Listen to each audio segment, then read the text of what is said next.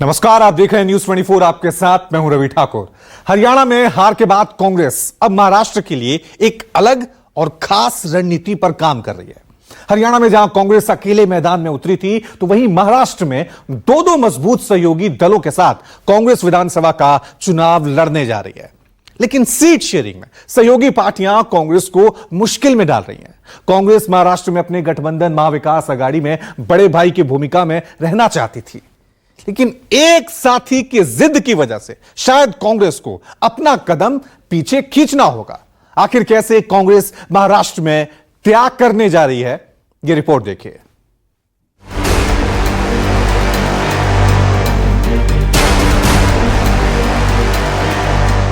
$85 का एक मत हमने किया है। सेंचुरी के नजदीक हम आए, अब 2-4 सिक्सर मार देंगे, सेंचुरी हो जाएगी ना।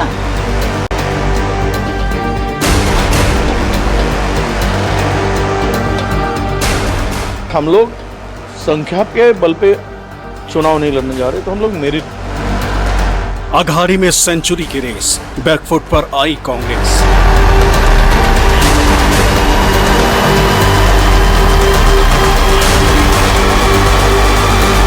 एमवीए में 255, महायुति में 182 सीट पर जारी है खेल सियासी।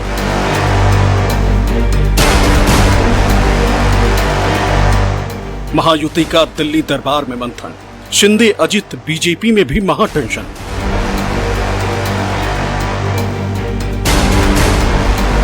महाराष्ट्र में नॉमिनेशन की आखिरी तारीख 29 अक्टूबर है, यानी अब महज 5 दिन का ही वक्त बचा है। लेकिन अब तक प्रदेश के दोनों ही मुख्य गठबंधनों के बीच सभी सीटों पर उम्मीदवारों का ऐलान करना तो दूर, सीट शेयरिंग को लेकर भी अपने अपने सहयोगी दलों के बीच आपसी सहमति नहीं बन पाई। महाविकास अघाड़ी में जहां 85-85-85 यानी 255 सीटों पर ही बात बनी है, वहीं महायुति की दलों की ओर से 99-45 और 38 यानी 182 सीटों पर ही अब तक उम्मीदवारों का ऐलान किया गया। इस हिसाब से देखा जाए तो महाविकास अघाड़ी में जहां अब भी 33 सीटों पर पेंच फंसा हुआ है, तो वहीं महायुति की तरफ से भी 106 सीटों पर मंथन का दौर चल रहा है। लेकिन इन सब के बीच इस फॉर्मूले से जो बात निकलकर सामने आई है, उससे कहा जाने लगा है कि महाविकास अघाड़ी में कांग्रेस को बैकफुट पर आना पड़ा है। आखिर क्यों? आखिर कैसे उद्धव ठाकरे के शिवसेना यूबीटी की जिद के आगे कांग्रेस बैकफुट पर आने को मजबूर हुई है? और कांग्रेस के बैकफुट पर आने की असल वजह क्या है? क्या इसमें भी कांग्रेस की कोई रणनीति है? आपको बताएंगे, मगर उससे पहले जरा सुन लीजिए कि महाविकास अघाड़ी में सीटों का बंटवारा कैसे हुआ है। अब तक बनी सहमति के हिसाब से किस दल को कितनी सीटें मिली। 85 का एक मत हमने किया है सीट के ऊपर, और जो हमारी 18 सीट जो है, तो उसमें जो हमारी अलायंस जो दल है, उनसे भी हम चर्चा करके उनको भी कुछ जगह देने का है। पिछले करीब 2 से 3 महीने में अब तक महाविकास अघाड़ी में शामिल कांग्रेस, उद्धव ठाकरे की शिवसेना यूबीटी और शरद पवार की एनसीपी शरद के शीर्ष नेताओं से लेकर पार्टियों के बड़े बड़े नेताओं के बीच मुंबई से दिल्ली तक न जाने कितनी बैठकें हो चुकी, न जाने कितने ही बार पार्टी आला कमानों के बीच फोन पर बात हो चुकी है। लेकिन अब तक सभी सीटों पर सहमति न बन पाना सवाल जरूर खड़े कर रहा है। दरअसल महाविकास अघाड़ी में शिवसेना यूबीटी और कांग्रेस के बीच अभी कई सीटों पर बात नहीं बन पाई है। महाविकास अघाड़ी में सीट शेयरिंग का मामला इसलिए उलझ गया है क्योंकि विदर्भ और मुंबई की करीब 15 सीटों पर शिवसेना यूबीटी और कांग्रेस दोनों की दावेदारी है, जिसमें मुंबई की धारावी, भायखला और बांद्रा पूर्व सीट शामिल है। इसमें बांद्रा पूर्व सीट से शिवसेना यूबीटी ने अपना उम्मीदवार भी घोषित कर दिया है। शिवसेना यूबीटी ने यहां से वरुण सरदेसाई को अपना उम्मीदवार बनाया है, जिससे मुंबई कांग्रेस के नेता नाराज बताए जाते हैं। हालांकि महाविकास अघाड़ी में शामिल दूसरे सहयोगी दल शिवसेना यूबीटी की माने तो गठबंधन की एकता दिखानी है, लिहाजा सीट जरूरी नहीं है, जीत जरूरी है। 3 पार्टी के लगभग 85 जो क्षेत्र है, उस बारे में हमारा एक मत हुआ है। हमारे कोई छोटे छोटे दल है, हमारे मित्र है, उनको भी सीटें देनी पड़ेगी, उस बारे में भी चर्चा हो रही है। किसी भी रोक टोक के बिना ये चुनाव हो जाए, हमारी जो एकता है वो लोगों के सामने आए। मसला सीटों का नहीं है, जो जीतेगा उसको सीट है, कौन कितनी सीटें लड़ रही है ये फॉर्मूला नहीं है। शिवसेना यूबीटी के नेता संजय राउत जहां एक तरफ ये कह रहे हैं कि कौन कितनी सीटों पर लड़ रहा है ये मसला नहीं है, वहीं दूसरी तरफ संजय राउत शिवसेना यूबीटी को सीटों की सेंचुरी की भी बात कह रहे हैं। सेंचुरी के नजदीक हम आए हैं, अब 2-4 सिक्सर मार देंगे, सेंचुरी हो जाएगी ना। 85 तक पहुंच गए ना, और अभी तक खेल रुका नहीं है, मैच खत्म नहीं हुए। शिवसेना यूबीटी का यही रुख कांग्रेस को बैकफुट पर लाकर खड़ा कर चुका है। अब जरा ये समझ लीजिए कि आखिर कैसे। दरअसल कांग्रेस अब तक ये कह रही थी कि महाविकास अघाड़ी में वो पूरे प्रदेश में बड़े भाई की भूमिका में रहेगी, लेकिन जिस तरह से अब तक 85-85-85 फॉर्मूले के तहत दोनों दलों के बराबर की सीटें मिली, उसके मुताबिक 255 सीटों का बंटवारा तीनों दलों में हो चुका है। अब महज 33 सीटें ही बची। सूत्रों के मुताबिक कहा जा रहा है कि इसमें से तकरीबन 10 सीट समाजवादी पार्टी, लेफ्ट, शेतकारी संगठन जैसे दूसरे छोटे दलों को दिया जाएगा, जिसके बाद बचती हैं 23 सीटें। ऐसे में अगर शिवसेना यूबीटी को अपना आंकड़ा सेंचुरी यानी 100 सीटों पर पहुंचाना है तो उन्हें 15 सीटें और लेनी होगी, जिसके बाद बचती है महज 8 सीट। और ये 8 सीट अगर कांग्रेस अपने पास रखती भी है तो भी उसकी संख्या 93 तक पहुंचती है। इस लिहाज से देखा जाए तो कांग्रेस का महाविकास अघाड़ी में बड़ा भाई बनने का लक्ष्य अधूरा ही रह जाएगा। हालांकि कांग्रेस नेता अब ये कहने लगे हैं कि हम संख्या बल के हिसाब से नहीं बल्कि मेरिट के आधार पर चुनावी मैदान में उतरने जा रहे हैं। अभी कोई सीट बचे नहीं है, पूरा हो चुका है। और एकदम महाविकास आघाड़ी लोगों को जो एक संभ्रम था कि क्या होगा, हमने सबने मिलकर फाइनल किया। पूरा सीट शेयरिंग का प्रॉब्लम अभी सॉल्व हो चुका है और हम लोग संख्या के बल पे चुनाव नहीं लड़ने जा रहे, तो हम लोग मेरिट पे। महाराष्ट्र में सत्ता परिवर्तन करना है तो इसमें सीट शेयर कितना किसने लड़ा ये मायना नहीं रखता है, मायना ये रखता है कि कौन जीतेगा। गठबंधन में कांग्रेस पार्टी बैकफुट पर जाती हुई नजर आ रही है। दरअसल कांग्रेस पार्टी के बैकफुट पर जाने की कई ऐसी वजह नजर आ रही है, लेकिन उनमें से एक सच्ची वजह यह भी है कि दरअसल कांग्रेस पार्टी हरियाणा में हुए हार का बदला महाराष्ट्र के विधानसभा चुनाव से लेना चाहती है। दूसरा, महाराष्ट्र में अगर कांग्रेस पार्टी अपनी सरकार बना सकती है तो वो कांग्रेस पार्टी और उसके कार्यकर्ताओं में जान फूंक सकती है। तीसरी और सबसे अहम वजह यह है कि कांग्रेस पार्टी अगर अपना मुख्यमंत्री बना लेती है तो दोस्त पार्टियों के साथ मिलकर वो दिल्ली की गद्दी तक हिला सकती है। अब ऐसे में सवाल उठता है कि क्या कांग्रेस शिवसेना यूबीटी की जिद के आगे सीटों को लेकर अपनी डिमांड से पीछे हट गई है? तो ये भी जान लीजिए। जो सीट शेयरिंग और कैंडिडेट के सिलेक्शन और डिक्लेरेशन में जो थोड़ी देरी भी हो रही है, एक रणनीति का भी हिस्सा है कि उनको लगता है कि यदि हम समय से पहले यानी 29 अक्टूबर तक नामांकन की अंतिम तारीख है, इसके पहले हम कैंडिडेट का नाम यदि डिक्लेयर कर दिए तो हो सकता है कि दूसरे दावेदार या तो बगावत करके चुनाव मैदान में उतरेंगे या किसी दूसरे दल का दामन साध सकते हैं। क्योंकि आप देखें कि पिछले 4-5 दिन में आयाराम और गयाराम की राजनीति बहुत तेज चल रही है। तो एक रणनीति का भी हिस्सा है कि आंतरिक रूप से यदि इनमें कोई समझौता भी हुआ है तो उसको लास्ट तक ले जाना चाहते हैं, ताकि विधानसभा क्षेत्र में सीटों पर कम से कम बगावत का सामना करना पड़े। सीट बंटवारे से इतर महाविकास अघाड़ी में शामिल तीनों दल पूरे कॉन्फिडेंस में हैं कि अब की बार महायुति सरकार को प्रदेश की सत्ता से बेदखल करने में वो सभी सक्षम हैं। इसके पीछे इन पार्टियों के नेताओं का अपना तर्क भी है। महाविकास अघाड़ी में शामिल पार्टियों का दावा है कि लोकसभा चुनाव की तरह विधानसभा चुनाव में भी उनका सिक्का चलेगा और महायुति को धराशायी कर जनता उनके गठबंधन को सत्ता पर बिठाने वाली है।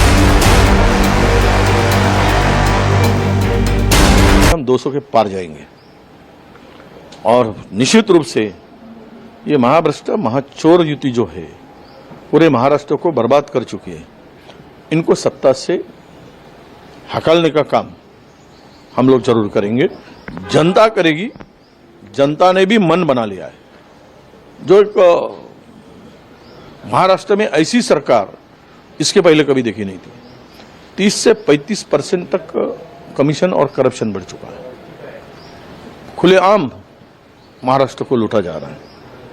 तो जनता ने राय बनाया है कि महाविकास आघाड़ी को जैसा पार्लियामेंट में एक ताकत हमें दी और वैसे ही असेंबली में भी जनता को परिवर्तन चाहिए, वो मिलेगा। लूट मचाकर जो सरकार चल रही है, तो इसलिए हमारी बहुत बड़ी जिम्मेदारी बनती है। हाँ, कठिन होगा चुनाव, पर हम कठिन परिस्थितियों से कभी घबराए नहीं हैं, कभी डरे नहीं हैं। आपने उद्धव जी को देखा है, संयम बरतते हुए उन्होंने अपनी ये लड़ाई लड़ी है और लोकसभा में जनता ने हम पे विश्वास जताया। उन्होंने एक ट्रेलर दिखाया है, पिक्चर दिखाने को आतुर है।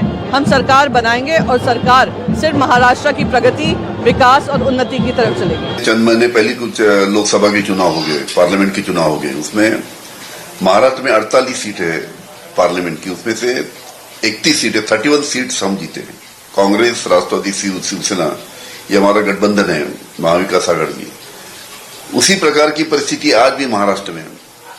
भारतीय जनता पार्टी के प्रति बहुत ज्यादा नाराजगी किसानों में है, क्योंकि किसानों को उनके जो फसल है उनके दाम नहीं मिल रहे, कपास के दाम नहीं मिल रहे, सोयाबीन के दाम नहीं मिल रहे, प्याज के दाम नहीं मिल रहे हैं।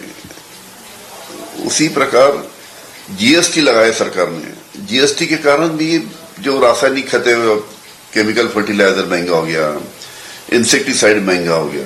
सभी चीजें जो किसानों के उपयोग की है, सभी चीजें जीएसटी लगाने से महंगी हो गई। उसके कारण किसान बहुत नाराज है। अब जरा महाराष्ट्र में बीते लोकसभा चुनाव का रिजल्ट भी जान लीजिए। महाराष्ट्र के 48 में से 30 सीट जहां इंडिया गठबंधन के खाते में गई, तो वहीं एनडीए के हिस्से में महज 17 सीटें आईं, जबकि एक सीट पर निर्दलीय कैंडिडेट जीतने में सफल रहा था। पार्टी वाइज नतीजा देखें तो एनडीए में सबसे ज्यादा 28 सीटों पर चुनाव लड़ने वाली बीजेपी के खाते में महज 9 सीटें आई थी। एकनाथ शिंदे के नेतृत्व वाली शिवसेना 15 सीटों पर चुनाव लड़कर महज 7 सीट जीतने में सफल रही। वहीं अजित पवार की एनसीपी 4 सीटों पर लड़ी थी, जिसमें महज 1 सीट पर जीत मिली, जबकि महादेव जानकर के राष्ट्रीय समाज पक्ष 1 सीट पर लड़ी थी लेकिन जीत नहीं पाई। वहीं इंडिया अलायंस में सबसे ज्यादा 21 सीटों पर चुनाव लड़ने वाली शिवसेना यूबीटी 9 सीट जीतने में कामयाब रही थी। वहीं 17 सीटों पर लड़कर कांग्रेस 13 सीट जीतकर महाराष्ट्र में जबरदस्त तरीके से वापसी कर चुकी, जबकि शरद पवार की एनसीपी 10 सीटों पर लड़कर 8 सीट अपने नाम किए। लोकसभा चुनाव का यही रिजल्ट महाविकास आघाड़ी के दलों को विधानसभा चुनाव में भी बड़ी उम्मीदें जगा रखी। हालांकि महायुति में शामिल बीजेपी का दावा है कि लोकसभा चुनाव के दौरान एमवीए के नेताओं ने लोगों को गुमराह कर वोट हासिल किए थे, लेकिन अब की बार विधानसभा में उनका वो नैरेटिव काम करने वाला नहीं। लोकसभा में थोड़ा धोखा हुआ, उस धोखे से नेता कार्यकर्ता ही नहीं, सामान्य जनता को भी ठेस पहुंची। जब वक्फ बोर्ड का कानून संयुक्त चिकित्सा समिति के पास भेजना पड़ा, यानी पीछे लेना पड़ा, तो घर घर में उसका दुख था। अरे ये बहुत बुरा हुआ। 370 कलम के कानून में भी सुबह कैबिनेट, राज्यसभा, लोकसभा, रात्रि में राष्ट्रपति की साइन, लेकिन वक्फ में रुकना पड़ा क्योंकि थोड़ी सीटें कम आई। इसकी ठेस लोगों के मन में पहुंची है, इसलिए लोकसभा के बाद लोगों ने निर्णय किया है कि भारी वोटों से मतदान करेंगे। लोग जरा इस मोड में थे कि भाई 400 बार हो ही रहा है तो चलो गांव जाए, तो लोग अभी सतर्क रहेंगे, वोटिंग करेंगे। जाहिर है अब की बार का महाराष्ट्र चुनाव बेहद ही दिलचस्प होने वाला है। न सिर्फ इस पर लोगों की नजरें टिकी हुई हैं, बल्कि इस बार का महाराष्ट्र विधानसभा का चुनाव देश की राजनीति को भी एक नई दिशा देने वाली है। Bureau report, news 24। इधर महायुति में भी सीट शेयरिंग पर मंथन जारी है। भले महायुति में शामिल बीजेपी, शिंदे की शिवसेना और अजीत पवार अपने अपने हिस्से की कई सीटों पर उम्मीदवारों का ऐलान कर चुके हैं, लेकिन अब भी 106 सीटों पर कैंडिडेट के नाम की घोषणा बाकी है। महायुति में आखिर कहां पेच फंसा हुआ है, ये रिपोर्ट देखिए।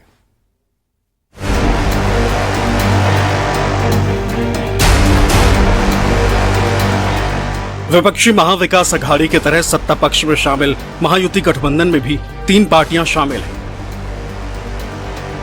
बीजेपी एकनाथ शिंदे की अगुवाई वाली शिवसेना और अजित पवार के नेतृत्व वाली एनसीपी औपचारिक तौर पर भले ही अब तक इन तीनों पार्टियों में सीट शेयरिंग को लेकर कोई ऐलान नहीं किया गया है, लेकिन इसके बावजूद बीजेपी अपने 99 उम्मीदवारों के नाम की घोषणा कर चुकी है। इसी तरह शिंदे की शिवसेना 45 और अजित पवार की एनसीपी 38 सीटों पर अपने कैंडिडेट उतार चुकी है। तीनों दलों को मिलाकर अब तक 182 सीटों पर प्रत्याशियों के नाम का ऐलान हो चुका है, जबकि अभी भी 106 सीटों पर उम्मीदवारों की घोषणा बाकी है।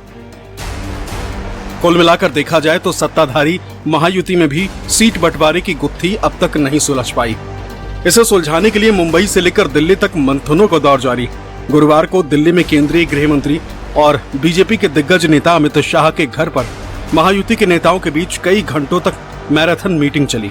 इस बैठक में महाराष्ट्र के सीएम और शिवसेना के अध्यक्ष एकनाथ शिंदे, डिप्टी सीएम और प्रदेश बीजेपी के कद्दावर नेता देवेंद्र फडणवीस के साथ दूसरे डिप्टी सीएम और एनसीपी के अध्यक्ष अजित पवार मौजूद रहे। मोटे तौर पर जो सीटें हैं उसका आंकड़ा फाइनल हो गया है, लेकिन एनडीए ने, महाराष्ट्र एनडीए ने जो स्ट्रेटजी 1, 2, 3 बनाई है, जिसके तहत आपस में एंटी इनकम्बेंसी वाली सीटों पे अदला बदली की बात है, उन सीटों को लेकर मामला फंसा हुआ है। और अजित पवार को इसमें से 3 से 4 सीट मिलने की बात है, उनका 3 से 4 सीट है इस कैटेगरी में।